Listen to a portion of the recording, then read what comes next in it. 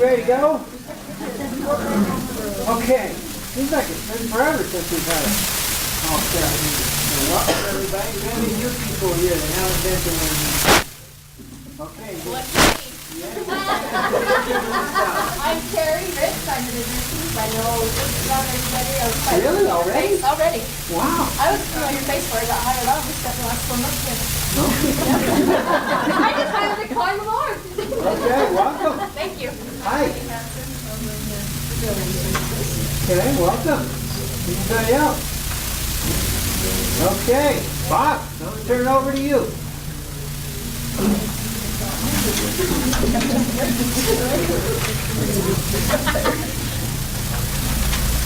Good morning. Good morning, Bob. Hi, Bob. I guess I better stand closer to our mic. This morning we have invited members of our law enforcement team here in Star Valley. We have Chief Hatterley from the police department, Afton Police Department, Sheriff Shane Johnson, our sheriff, and Captain Brian Andrews, captain of the Lincoln County Sheriff's Department, here with us. And they're presenting here a short video, and following that we'll have a question and answer period involving any concerns that you have regarding security in our building and scenarios that you might have questions regarding. They will present one here this morning, and we invite your participation. So without any further introduction, we'll start our... So just really fast, we have a video that we want to show you, and it's about 5 minutes. In all likelihood, after the video, you'll have more questions than what you have now. We have about 20 minutes today, so it's nearly impossible that we're going to do any extensive training. But what the idea is, we want to get you thinking about workplace safety and what the potential issues that may come up here in the hospital. The hospital is unique in the fact that you have people here 24/7. You're responsible for people here, much like the schools. You only have to worry about yourself, but you have people that are here at the hospital that you have to worry about too, that may or may not be able to take care of themselves in a situation of workplace violence. So we'll start with the video. Captain Andrews has a few statistics about hospitals and violence in hospitals, and then we'll try and answer a few questions. Hopefully we'll have another opportunity down the road to come do some more specific training to this facility and answer specific questions. So let's start with the video.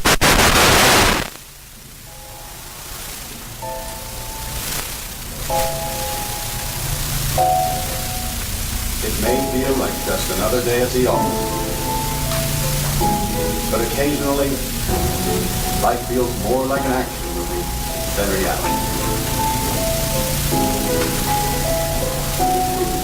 The authorities are working hard to protect you and to protect our public space.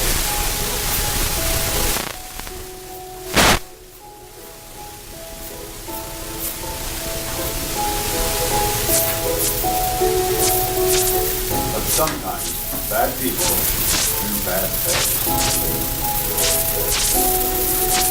Their motivations are... The warning signs may vary, but the devastating effects are the same. And unfortunately, you need to be prepared for the worst.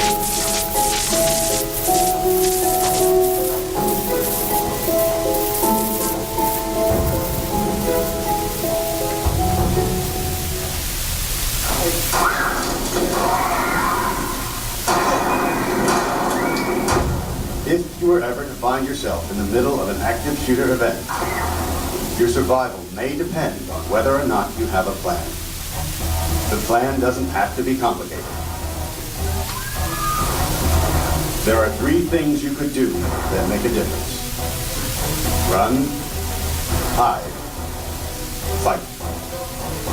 First and foremost, If you can get out, do. Always try and escape or evacuate, even when others insist on staying.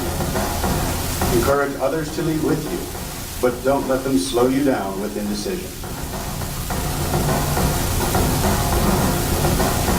Remember what's important, you, not your stuff. Leave your belongings behind and try to find a way to get out safely. Trying to get yourself out of harm's way needs to be your #1 priority. Once you are out of the line of fire, try to prevent others from walking into the danger zone and call 911.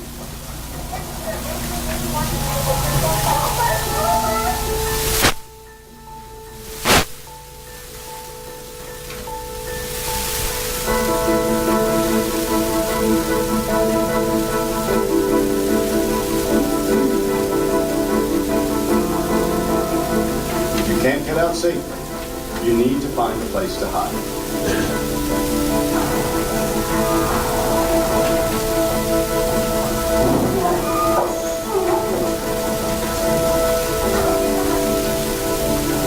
Act quickly and quietly. Try to secure your hiding place the best you can. Turn out lights, and if possible, remember to lock doors. Silence your ringer and vibration mode on your cell phone. And if you can't find a safe room or closet, try to conceal yourself behind large objects that may protect you. Do your best to remain quiet and calm.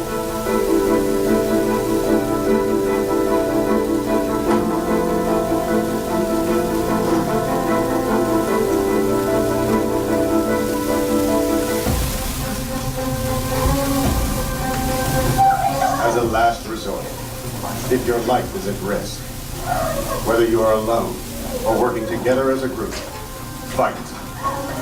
Act with aggression. Improvise weapons. Disarm him.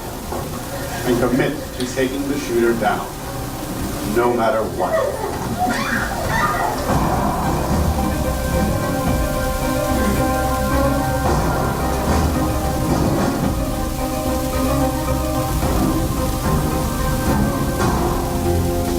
Try to be aware of your environment.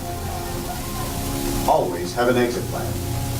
Know that in an incident like this, victims are generally chosen randomly. The event is unpredictable and may evolve quickly. The first responders on the scene are not there to evacuate or tend to the injured. They are well trained and are there to stop the shooter.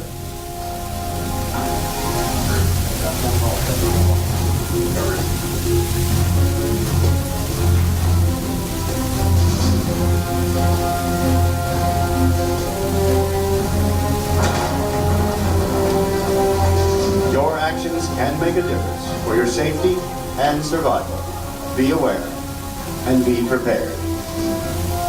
And if you find yourself facing an active shooter, there are 3 key things you need to remember to survive. Run, hide, fight.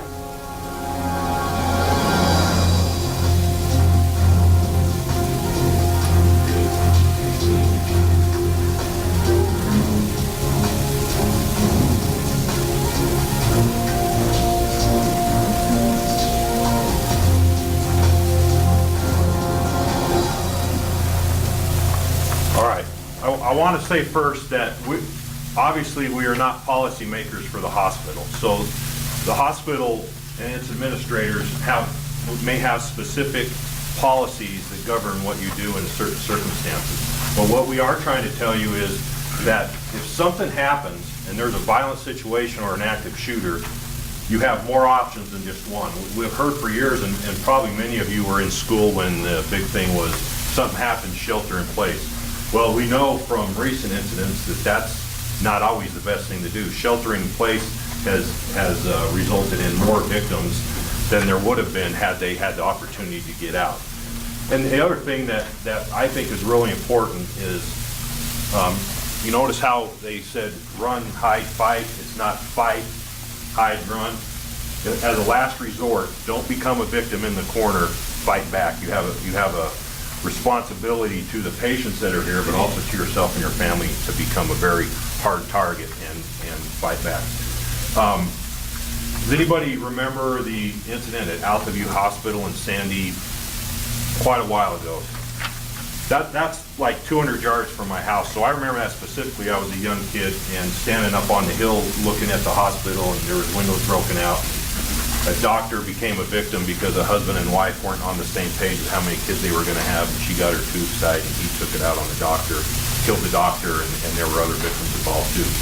Hospitals are a place that can become, they're very emotional, as you know. They can be a place where people sometimes are not at their best, which you know. Captain Andrews has some statistics reference hospitals directly. I think they're from 2011. Yeah. So just to give you something to kind of think about, between 2000 and 2011, 59% of all shootings happened inside the hospital. So right here. Hospital shootings occurred in 40 states, so 40 different states. It can happen anywhere. It doesn't matter. It can happen in rural areas, big cities, or wherever. It can happen anywhere. 235 injured or died in the hospital shootings. That's a pretty big number of them. The ER were the most common location for the shootings to occur. About 29% of them happened in the ER. 23% of shootings within the ER, the weapon was a security officer's gun that they took and used to kill these people or injure them. That's a pretty big thing of that.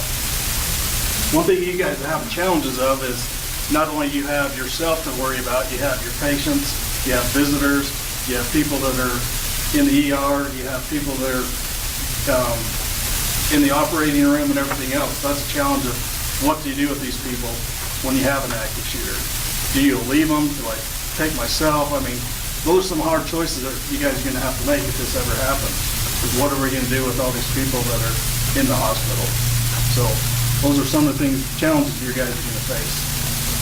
What things do you think may be unique to Star Valley Medical Center as opposed to when you go down to LDS Hospital or okay, that's the most glaring one, is that you don't have armed security or security 24/7 security, period.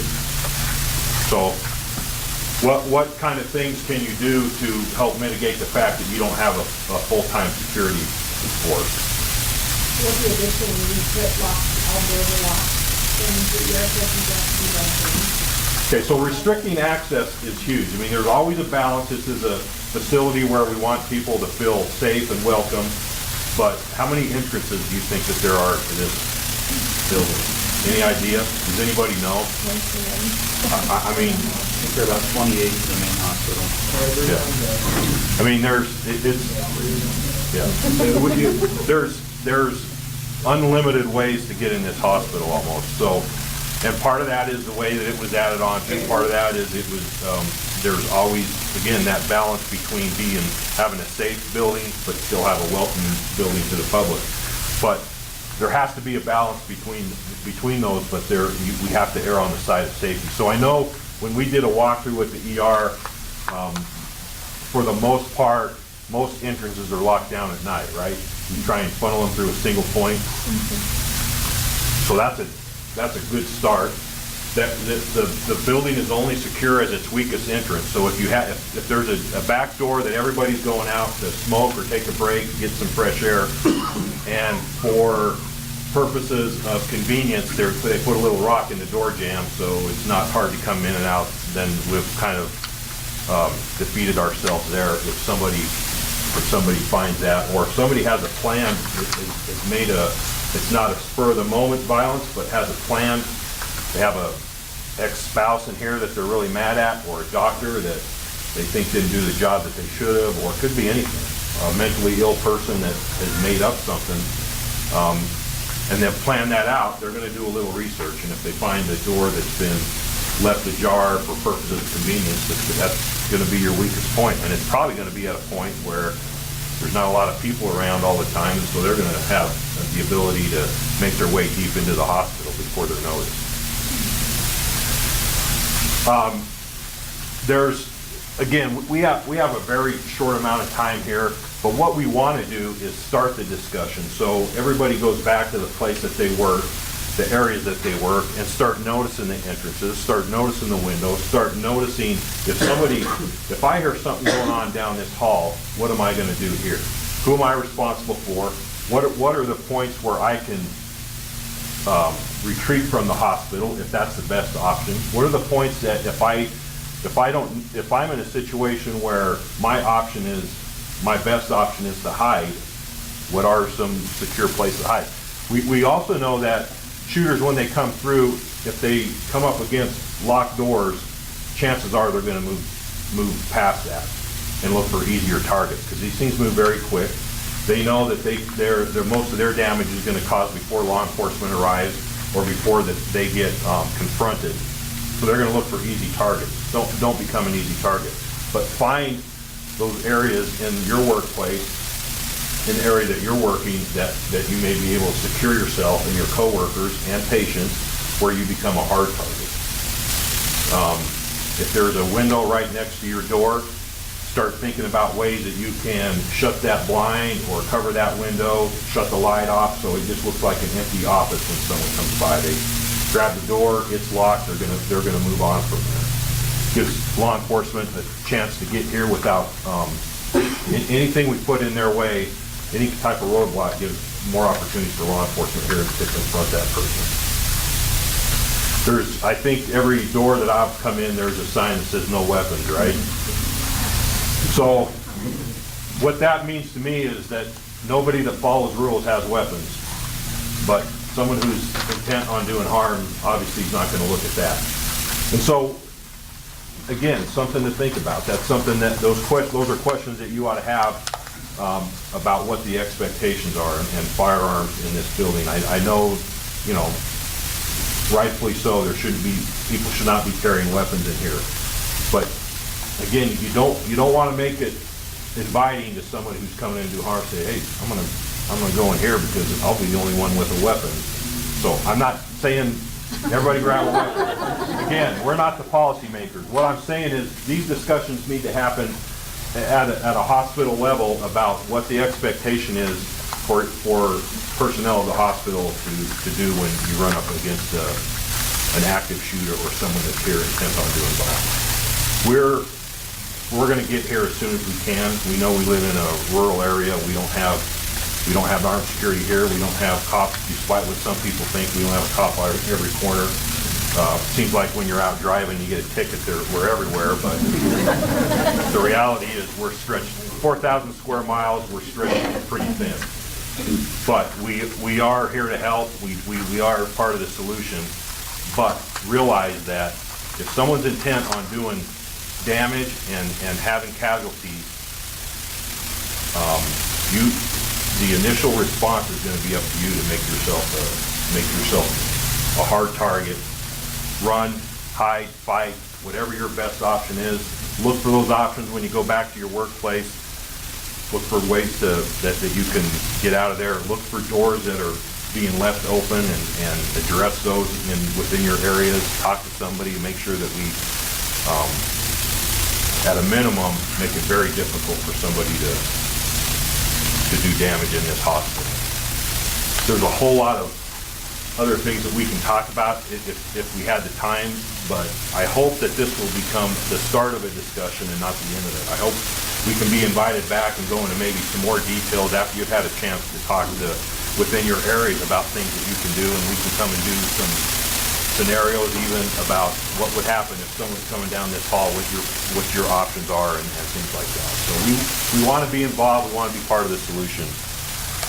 While you guys are here, just, Wyoming, we did a survey of all the hospitals, and what as far as the weapons, and I think that's a big issue. Should we be allowed to have weapons, in our facilities, and that's including employees, whether they should be carrying or not.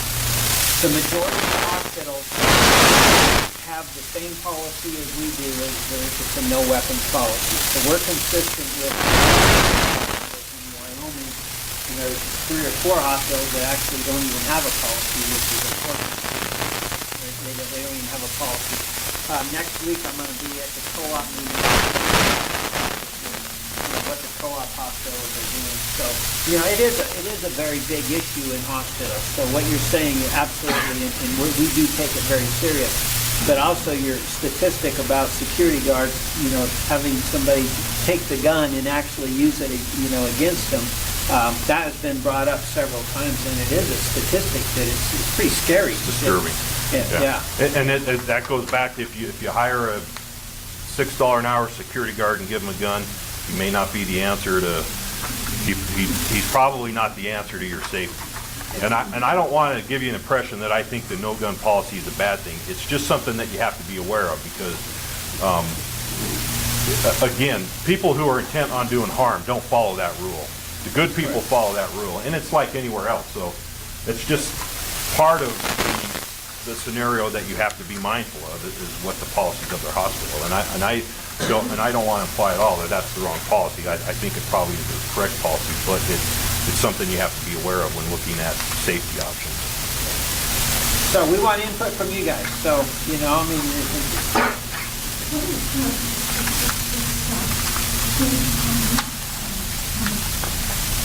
They didn't break it down, it was just overall from 2000 to 2011.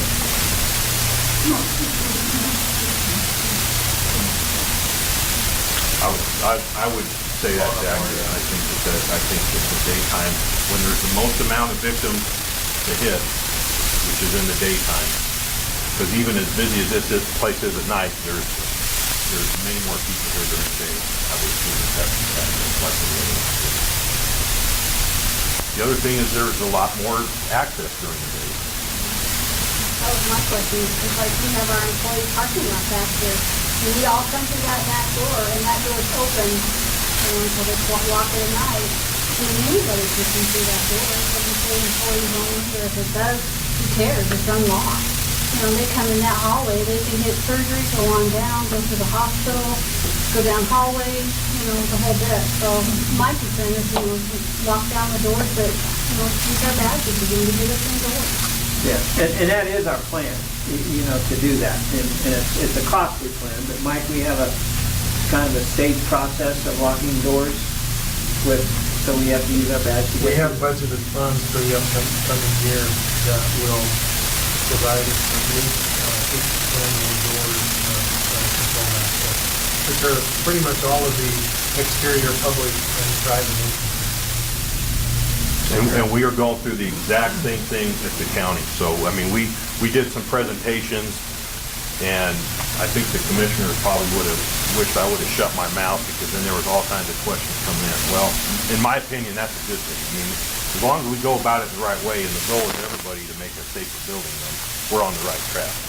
And we can probably all notice areas that can be addressed to make it safer. It doesn't mean money automatically appears, but it is something that can be brought up and as a project for the future that we can make this a safer building. The county is working on that exact thing, trying to secure doors that have been used over the years to try and make them carded so people are coming in have been given the permission to come in. Sheriff, just be advised, aware of your circumstances, your surroundings. If you see something that makes you uncomfortable coming in that back door, nobody says you have to come in that back door. Use this morning as an example. Somebody came in, an employee, and they see a strange van parked out the side of the hospital. They immediately call. We check the van out. It's working, insulated. The van hasn't been here, but somebody had enough sense to call in and say, hey, somebody sent that out. Don't be afraid to call. That's what we're here for.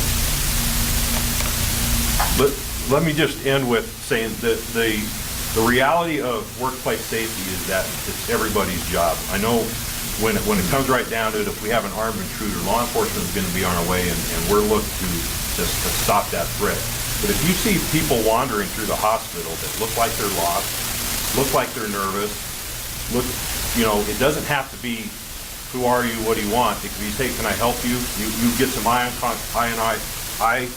contact with that person.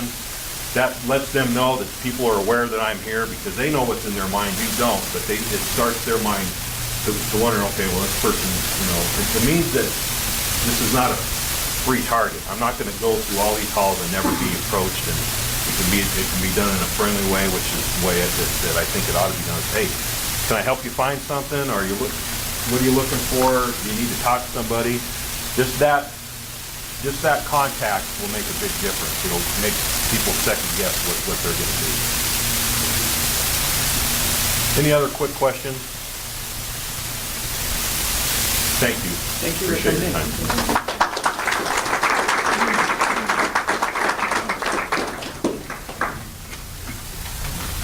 Okay, Trevor, you're up.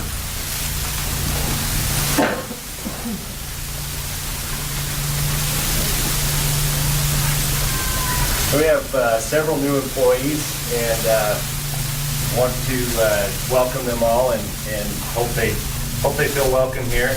We have some employees that have taken on new opportunities, and so we'll recognize them as well. Tori Probst is OB coordinator, so she's helping out there.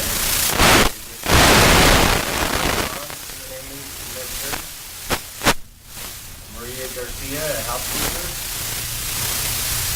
Terry Rich, and she's working out front in the admissions. Lynn Beagle will be helping us out.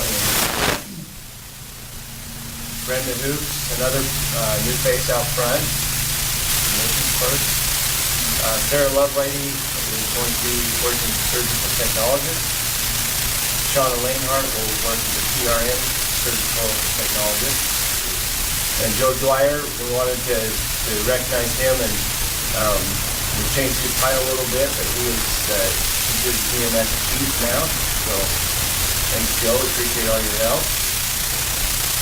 And then Russell Parsons, he's taken on the responsibility of being the maintenance director. So thankful for him as well.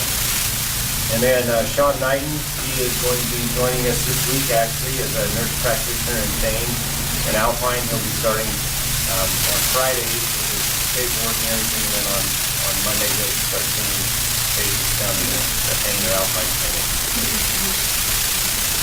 And then Brittany Countryman, she's a familiar face, but we'd like to welcome her as our so thanks, Brittany, for taking that responsibility. And I failed to recognize, most of you probably know this already, but Lauren Dwyer has taken on the opportunity of the assistant director of nursing over the hospital, so grateful for her as well. All right, that's all I have.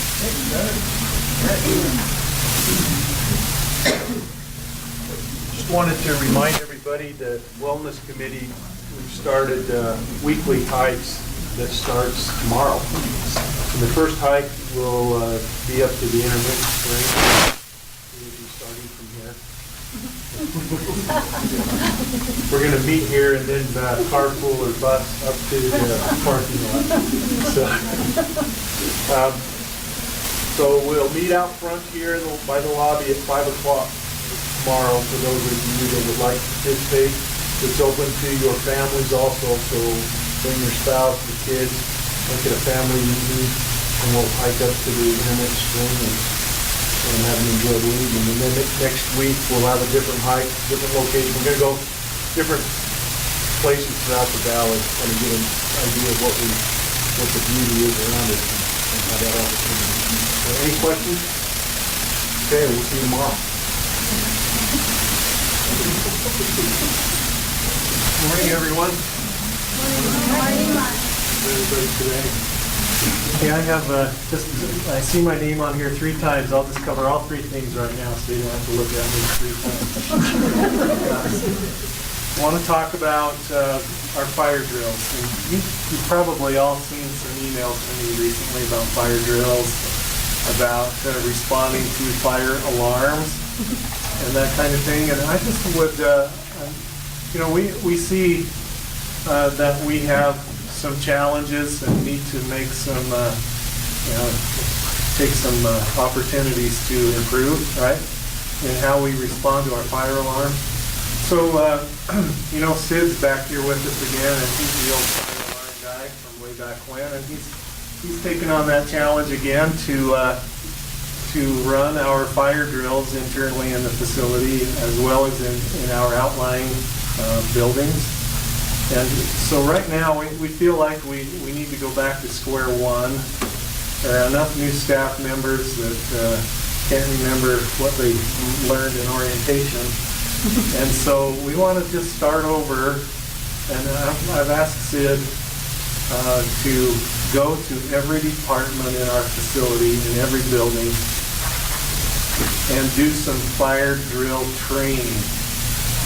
And we want to do that for several months, just so everybody gets a good sense of what their responsibilities are.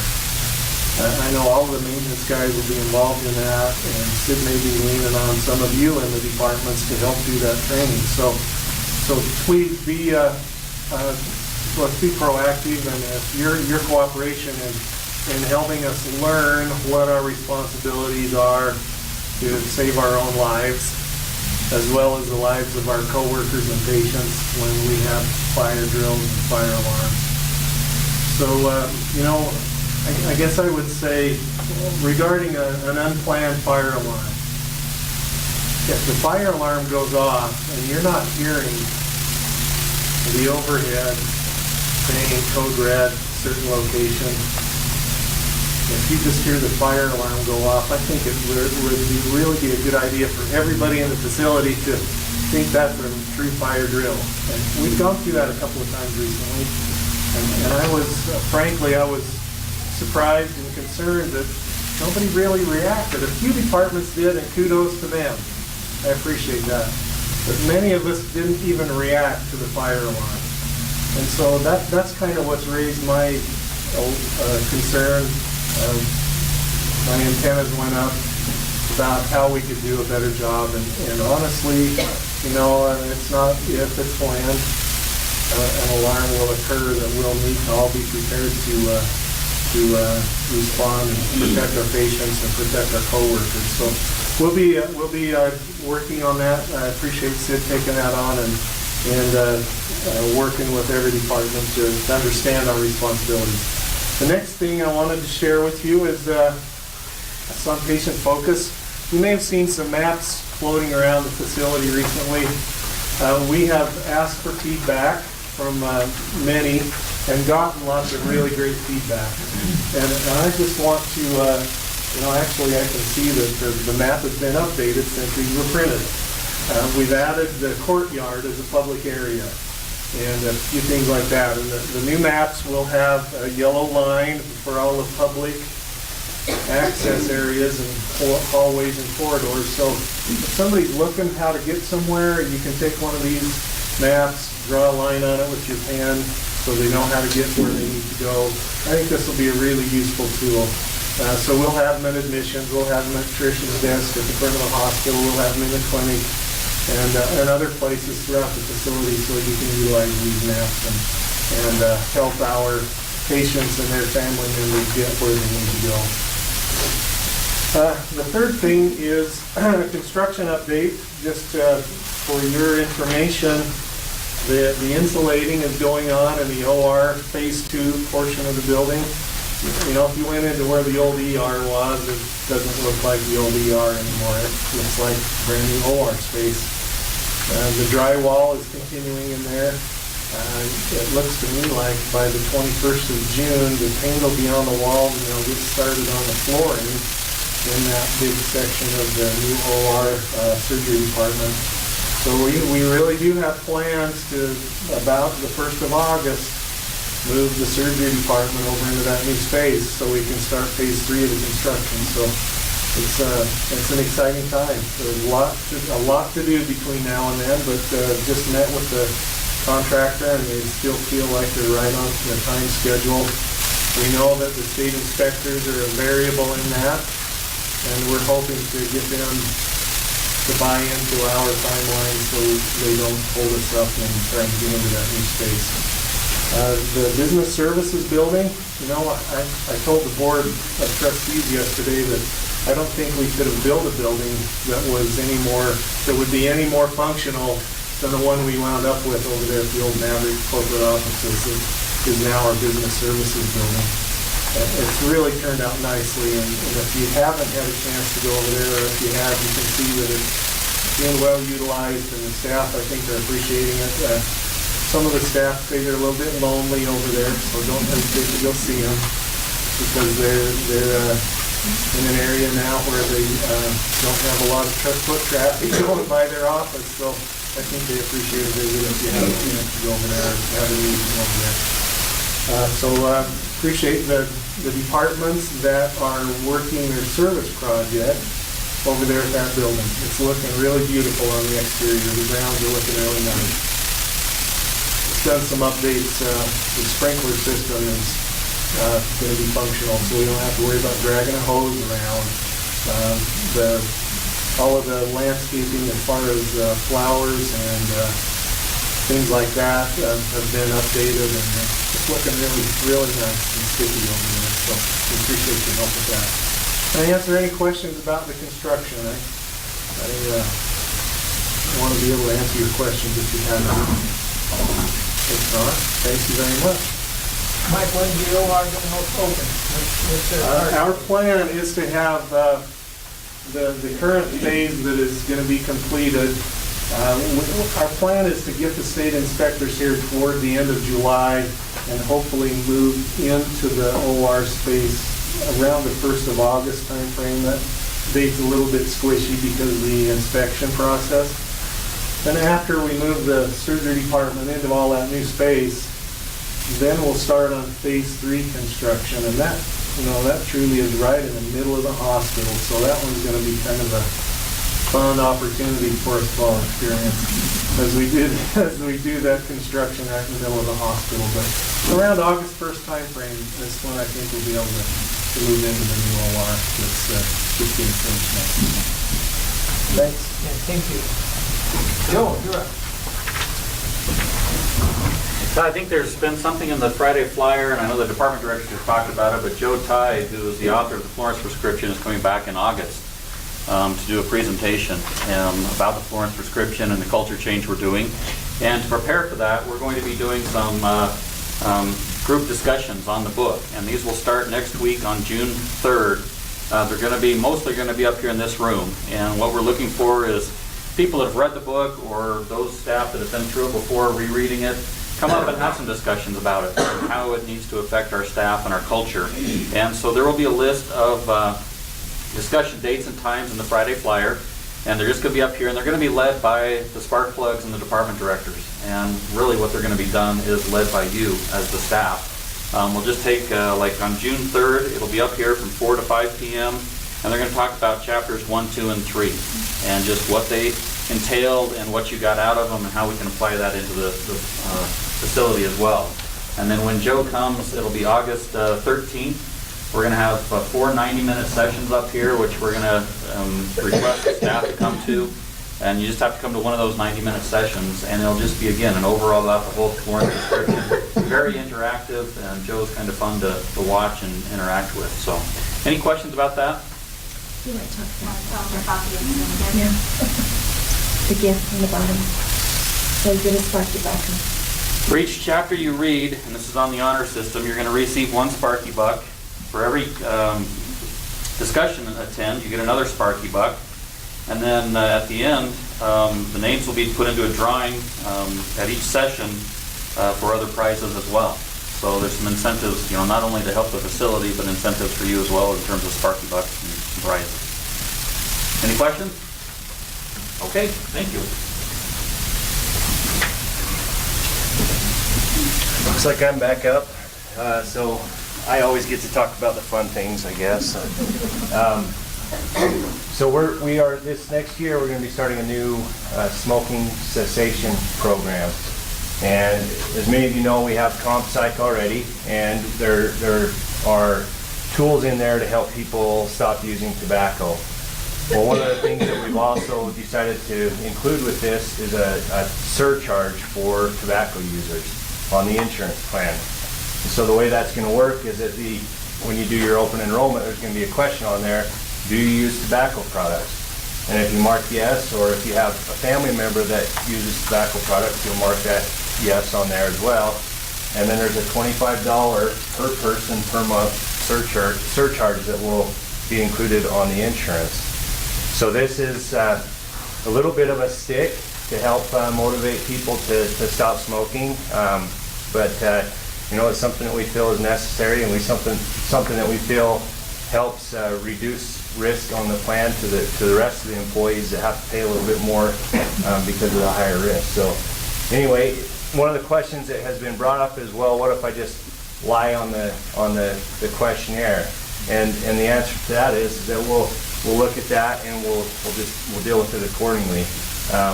I don't want this to be something negative for people. And one thing you need to understand as well is that you have options. So you have the option. The first option would be to pay the surcharge. The other option is that you have the option to enroll in a smoking or tobacco cessation program. And if you do that, then the surcharge, you'll avoid the surcharge by enrolling in that program. So it's not like there's not an option for you to have the same benefit as everybody else. You have to either enroll in the plan or you have to pay the surcharge. So, any questions from anybody on the surcharge? Well, mine isn't on the surcharge, but you know, when you pull an out plan and say we're a smoke-free campus or something like that, how does that fit into employees smoking outside in their car? I know there's always been things, you can't tell employees they can't smoke if they're in their vehicle. No, actually, if they're in their vehicle, they shouldn't be smoking in their vehicle either, because it's on the company property. So people think that they're okay to go do that, but it's actually against policy to smoke in your vehicle as well. It's really hard to tell our patients that some of the doctors will say that patients can go out. Mixed message, it really is. Yeah.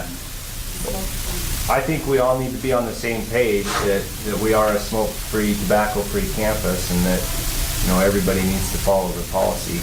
There's been times, and I realize how uncomfortable it is, because there's been times that I've walked out and asked the patient to put out their cigarette or whatever, and you know, most of the time they're pretty good about it and say, oh, I didn't realize, or, you know, I'm sure that as soon as I walk away they light up again, but it's always going to be a little bit of a challenge. But I think the idea is that we're trying to change our culture to where it's just not acceptable at the hospital. So what about e-cigarettes? You know, that's the new thing now for people. So, you know, you see them, I see them people in the courtyard or, you know, right outside the hospital doing that. Is that the same policy? Yeah, our tobacco policy actually includes e-cigarettes in it. So e-cigarettes are just the same as, I mean, people might have differing opinions on that, but currently, according to our policy, they're the same as regular tobacco, so they're not to be used as well. So, anybody have any other questions? Okay. When is that going to be the things that are more detrimental to our healthcare plan? What's that? When is that going to extend to things that truly are more detrimental to people's health? I'm not sure. Yeah. Like waste or, yeah. We don't know. We're not that far into it. It's a good question, and I don't know that we have an answer necessarily to deal with that. Is this the first step to doing that? I don't know the answer to that at all. Yeah, it just seems like we're punishing one of the lesser morbid issues. To me, that's my personal opinion. Okay, thank you. Yep. Okay, so you see this little person down here on your agenda here? This is Connie, and it says, yes, I'm ready for a challenge. So, and that refers to the Cokeville Clinic. So we actually did an RFP, or submitted a proposal to an RFP from, there's Cokeville now has a hospital district, and they sent out RFPs, and we received that, answered. What they're asking for was to contract with somebody to do a clinic in Cokeville. And so we were awarded that. So we will be setting up a clinic in Cokeville. And it is kind of exciting, and Connie said that's why she's here, she likes challenges. And she was down there yesterday with Russ trying to figure out where a location to put a clinic in Cokeville, and that's going to be a challenge in itself. But it's really good for, I think it's really good for Star Valley Medical Center. It opens up a market that we haven't been in. And so we're now recruiting for a mid-level provider that will be down there. And then we're going to have some of our specialists filter in down there as well. Physical therapy, we see that happening. We have our orthopedic surgeons driving through Cokeville on a weekly basis, so we would see them stopping in if as needed. So we're looking at probably a September 1st start date, if we can get all the pieces together by then, and so they'll have a clinic there. So. Next on the agenda, any questions on Cokeville? Where we're heading with that? Okay. e-ICU with Intermountain Healthcare. Actually, Intermountain Healthcare is going to be here today and tomorrow. They'll be here just in a little bit. And so they're here to help us work on a plan. This is the last piece of an ICU for this hospital, and it's been drug out for a substantial period of time. And it hasn't just been with the ICU or the tele-ICU program, but with getting the nursing staff and other components. But so that's the last component. So hopefully over the next few months we're going to get the ICU up and going. And so Intermountain, you know, for some of you guys that know this, we had they actually managed this hospital, and that ended about 14 years ago, and it ended pretty messy. So there's this friction between Star Valley Medical Center and then Intermountain Healthcare. But hopefully we're kind of beyond that now, and for them to provide the service of a tele-ICU, it just seems very logical, because we went down and seen their operation in person. We actually had Dr. Peterson come with us, and they have 4 nurses and a doctor 24/7. All they do is tele-ICU. So they have a pretty robust system, and they monitor about 220 beds simultaneously all the time.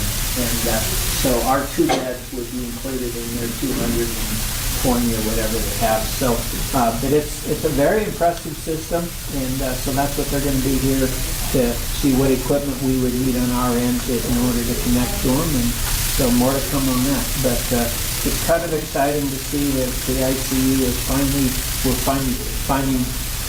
getting to the last steps to make it happen. And so any questions on ICU? Okay, the last thing I have is we're actually, you know, it was mentioned that Joe Tai is coming on August 13th, and so we got a little blip here from Joe Tai, and so we're going to show that. How many of you do not know who Joe Tai is in this room, or have not met him? Wow. So this group pretty much. Okay. Is it going to work, Pam?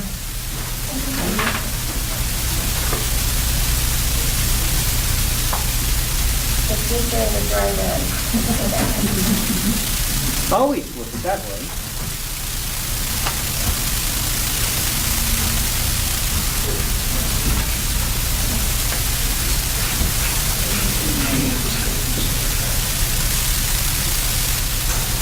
Hello to all my friends at Star Valley Medical Center, one of the top 100 critical access hospitals in America.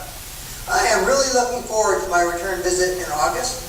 I'm excited to see what you all have done, your new facilities, excited to meet new people, excited to hear what you're doing with the 12 core action values. We are going to, of course, celebrate all of those things while I'm there, but I wouldn't be coming. You know this. I wouldn't be coming if I weren't going to challenge you to raise the bar and move to a higher level.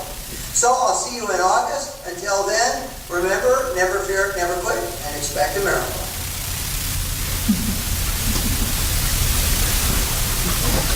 Okay, so I'm sure Joe will challenge us on different things, but that's why we want to read the Florence Prescription and go through those chapters leading up to his visit, so, because that's primarily what he's going to focus on is the Florence Prescription, because it's only going to be an hour and a half period of time, but he does talk really fast, as some of you guys already know that. So, what else do we have, Pam? Service projects?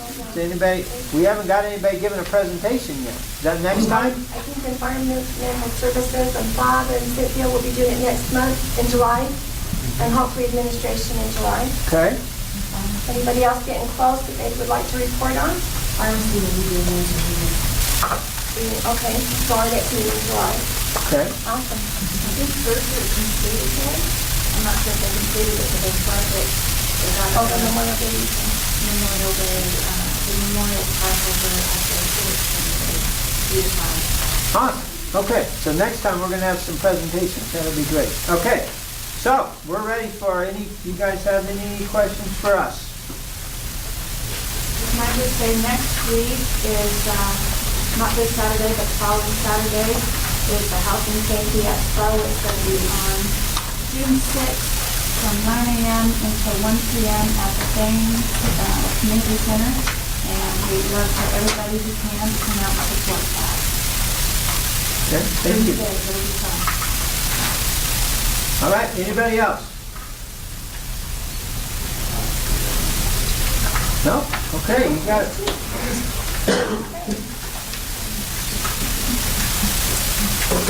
Elisa Winters and